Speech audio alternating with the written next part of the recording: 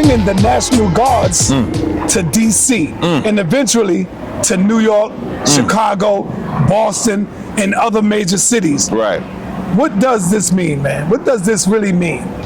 In the Bible, the Israelites always talk about.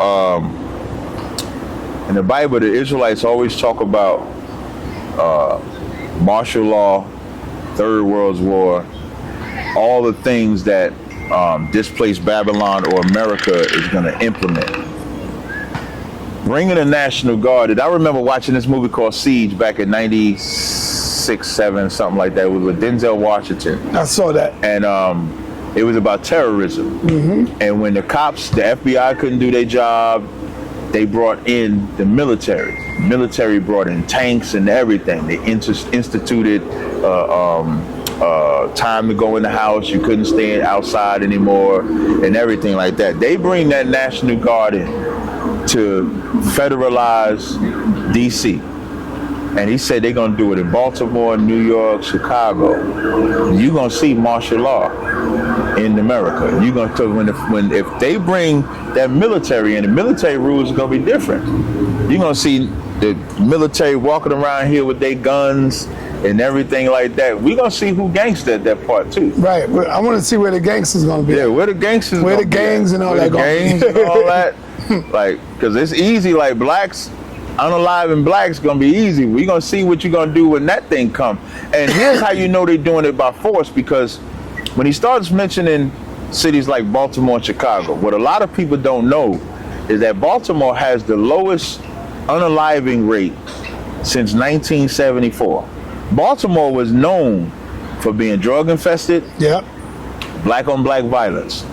And what I like about the brother, and I think I said this on one of your lives before, the mayor is black. And that mayor came in there and he identified the black problem as a health problem. He didn't blame hip hop. He didn't blame anything. Actually, he blamed racism. Anybody look it up. He said the racism in Baltimore. And when he identified it as a health problem, he brought in provisions that the city had to do to fix the problem. And that reduced the crime rate.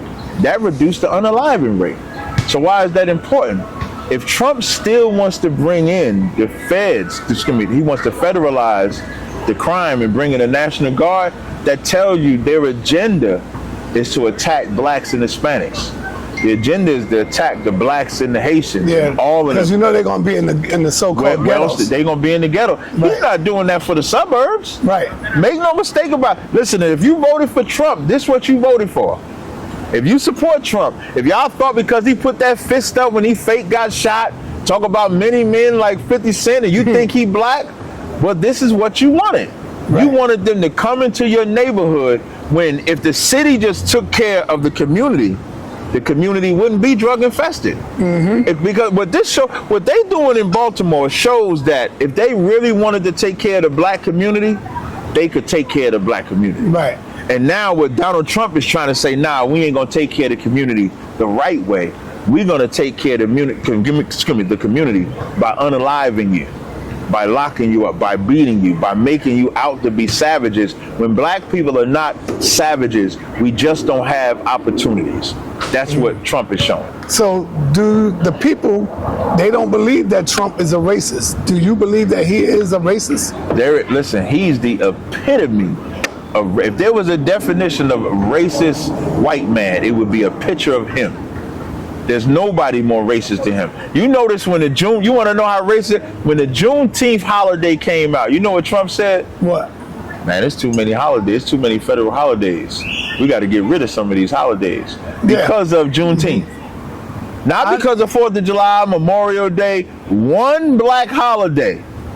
Make them say there's too many federal holidays. I might have to there's a sister that I know, and she's known as Misunderstood. I might have to get her to have a discussion with you. Yeah, let's have that discussion. She is a Trump.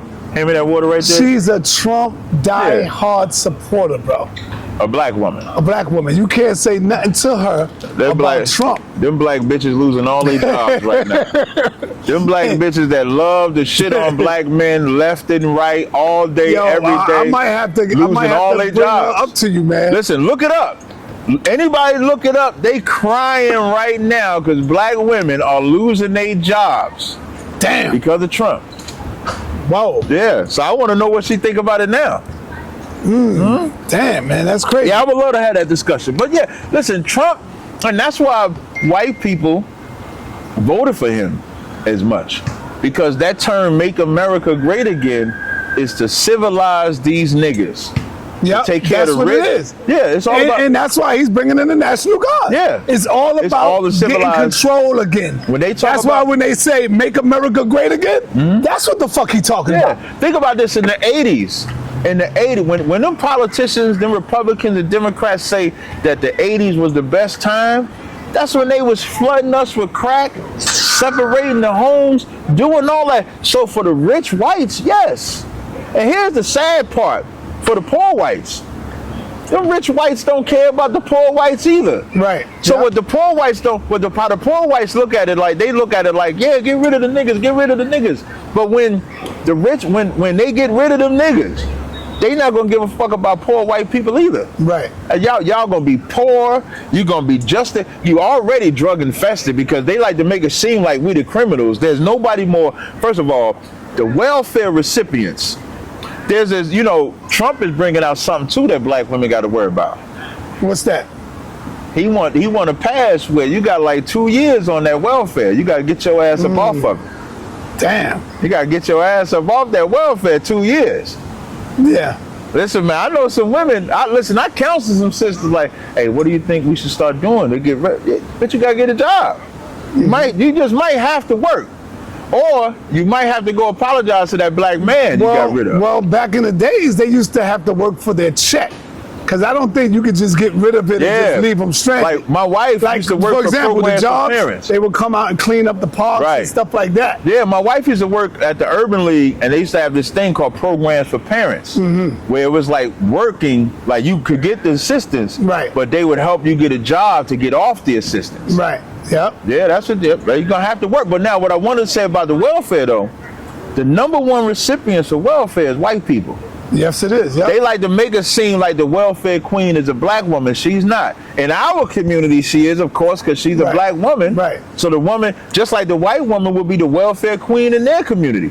But on welfare, the most white people and Jewish people, which are white to us, but in their community, they look at them. Whites and Jewish people are the most people on government assistance. But between blacks and white people, who are more on government assistance? What it say? Hold up. Okay. Between whites and blacks, who are mostly on government assistance? Let me see what this say. Whites make up the largest percentage of people on government assistance programs. See that? Black people have a higher rate of participation relative to their share of the population. Damn. They have the highest share of you see, so you're right on that, man. You thought I would. Listen, I'm glad you did that, because I was like, I said, when you did it, I'm like, I wonder if they're going to do like the whole per capita or anything like that. They just straight up came out with it. Told the truth. Yeah. Make sure you play that part. No, it's on I know. It's right there. I'm saying it to emphasize, like, because the stigma and stereotype that they put on black people, we're the most violent, we are not. The most on drugs, we are not. The most on welfare, we are not. When you look up the stats, it's white people. White people are the most violent, drug addicted, welfare recipient people on the planet. But they make it seem like it's black people. Let me do it again. Watch this. That's what I thought they was going to do on the welfare. Yeah, that's a lie. Yeah, I thought they was going to do that right there. Too. But I did a show yesterday, and people was always saying that you can't rely on this type of stuff right here, because they're gonna lie to you. People be putting their lifeline on there. If we said if Jesus was black, I bet you they say he white. Yeah, man. So let's finish with Donald Trump. Okay. Donald Trump and Charlemagne got at it. Oh yeah. Donald Trump got at it with Charlemagne. He took the first shot. What do you think about the statement that Donald Trump made? Right. So technically, technically, He disrespected Charlemagne. he did. He got mad at Charlemagne because Charlemagne was asked by his daughter-in-law on Fox. That's how Trump knows about it, because Trump loves Fox. Right. So Fox got his daughter-in-law. You talk about, what's that, nepotism? Right. That's nepotism at its finest. Right. And ask Charlemagne what he feels about Trump. First thing Charlemagne says is that this Epstein thing is going to open up the door for conservative and Democrats to take it from the Republicans, which he's not lying. Because the Epstein files and Trump's desire to fight when everybody knows that Trump is on the Epstein files and not letting it come out is a blow to the Republicans. Right. I think that got him more upset than anything else, because the other thing Charlemagne just said, when you take Medicaid away and you stop helping the elderly, you stop helping the poor, it makes you look bad. And so I think Charlemagne anybody talk about Epstein, I think Trump gonna respond to. So I don't know if this is so much as a black-white thing as much as it an Epstein thing. Right. Because he didn't call him nothing racist. If he just tried to sneak in like gorilla, monkey, or some shit like that up in there, I would probably go with that. I think it's the Epstein thing that is pissing Trump off, because he would rather the Epstein thing go away, but the Epstein thing ain't going away. And so now he calls Charlemagne a sleazebag. He said, if I call myself Trump the God, they would have a field day. If I call myself Charlemagne the God, what is he a god of? No, Trump is straight up crazy. Listen, Trump is like a white man's white man. To me, he's a nigga to me. Yeah, that's why I said a white man's white man. Like, he talks like how a white man would want. Like, you know how like white men feel they got to be like conservative because people gonna be in their feelings. Trump don't care about nobody. He don't care about none of it. Trump told that black man, you read so well. Remember he told that, was he black or African? He was African. Yeah, he told the African man, You read speak so English. yeah, you English. speak English so well, as if African people can't speak English. And he said English is the majority of our language here. Yeah, like Yeah. it was just amazing to me. So Trump speaks like when you say he speaks for the people, Trump speaks for the people. Now, his racism is why he also, now, Epstein aside, Charlemagne being black just helps and adds to it. Let me ask this right quick. Why was Trump mad at Charlemagne the God?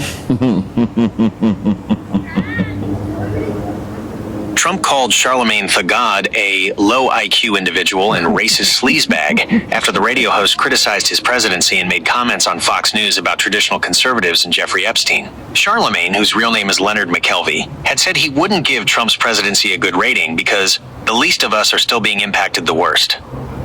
So yeah, you're You right. see the first thing he said? Yeah. Because of what he said about Epstein. What he Right. said about Epstein matters. Because you're right, yep. Because Epstein is and that's not even a black-white thing. That's everybody. Everybody wants the Epstein files to come out. Everybody. Because everybody know Trump is on them Epstein files. Elon Musk has said it. Everybody has said it. And so the more Trump don't bring it out, the more it looks bad on him. What was Charlemagne the God response to Trump? Charlemagne the God said that a political coup is happening in the Republican Party and that traditional conservatives will use the fallout from the Epstein files to take their party back. Trump responded by calling Charlemagne a low IQ individual and a racist sleazebag on Truth Social. Racist sleazebag. Told you. Trump a funny motherfucker. Oh, he did call him racist. Yeah, he said a racist sleazebag. I forgot that Now part. Charlemagne ain't racist, bro. Listen, Come on, man. Listen, the same Charlemagne that he called him racist.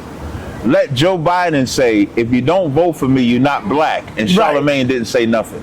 See, come on, man. At a moment in time where Charlemagne was supposed to be black versus Joe Biden, he remained neutral. Damn. Charlemagne is not a racist. Charlemagne might be a homosexual, but he's not racist. Yeah, nah, come on, man, Capt. You can't be calling people that if you ain't got proof on that. You got to prove that. You know the only thing... I think Charlemagne will call you out on that. He'll call you out on that. Listen, Charlemagne do some. Charlemagne said something that was extremely. I'm gonna send you some quotables of Charlemagne on his homosexual suspect. Charlemagne is married and everything, brother. There's a lot of people that's married that live double lives. They call it DL for a reason. They call them beards. You know, we be having women. The women be beards. They like to cover for them. Like to cover up what they really doing behind the scenes.